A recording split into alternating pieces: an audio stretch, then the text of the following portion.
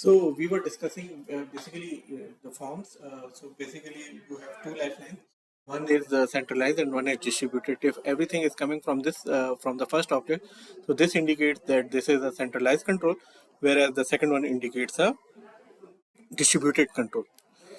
So why we use sequence diagram and why don't we code it? Why don't we code instead that?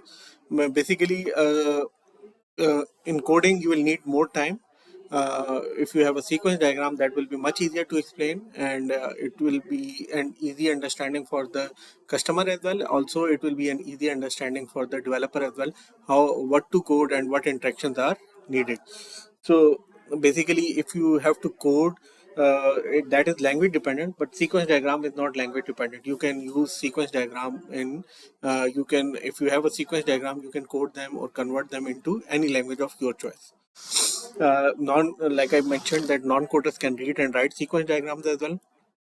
It is easier to do sequence diagrams as a team, whereas the coders are normally not in teams, and normally the coders prefer to work alone or in pairs. So you can see multiple objects, multiple classes on the same time at one page, or you can say at one location you are seeing multiple objects, multiple classes, and how they are communicating with what methods they are communicating with one to another, or what messages they are passing to from one object to another. So example of sequence diagram can be, for example, if you look at this sequence diagram, you have a dialer, you have a cellular radio. So if you have a connect, you have new, then again you have a connect piano, then connection established, then disconnect, and then disconnection is being response, and then close. So you have to tell me what is wrong with this sequence diagram. So in the class I will be asking that what's wrong with the sequence diagram. Put focus on the arrows as well.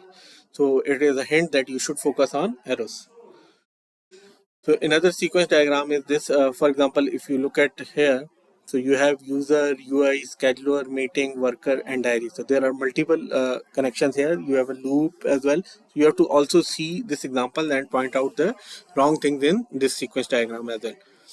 So this is an online bookstore example that the customer begins the interaction by searching for book by title.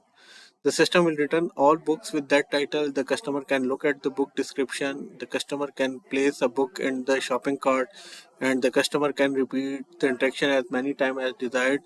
And the customer can purchase the items in the cart by checking out. So this is basically an online store example and how you can map the sequence diagram of this. So if you look at here, so you have a web customer and you have an online bookshop. So one is OOP and one is optional.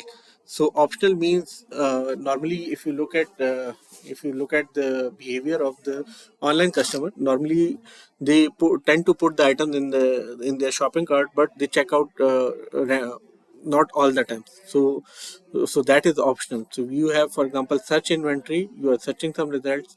You Someone can view the book description, or someone can add to the shopping cart. So it is like that. Also you can point the responses back to the system as well here.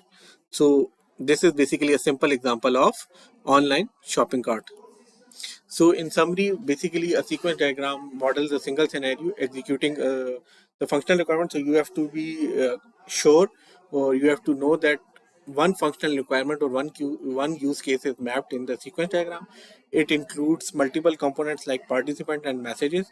And sequence diagram provides a high level detail or view of control flow patterns through the system.